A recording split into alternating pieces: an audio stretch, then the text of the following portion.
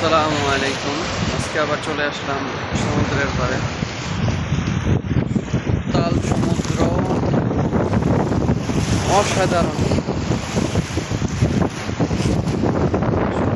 সুবহানাল্লাহ। সমুদ্রের ধারে না আসলে বোঝার কোনো উপায় নাই যে সমুদ্র কতটা ভয়ঙ্কর এবং অনেক সময় অনেক নীরবতার সাথে নীরবতার ব্যবহার করে অনেক সময় আবার যখন উত্তাল হয়ে যায় সব কিছুকে ভাসিয়ে নিয়ে যায়। প্রচণ্ড বাতাস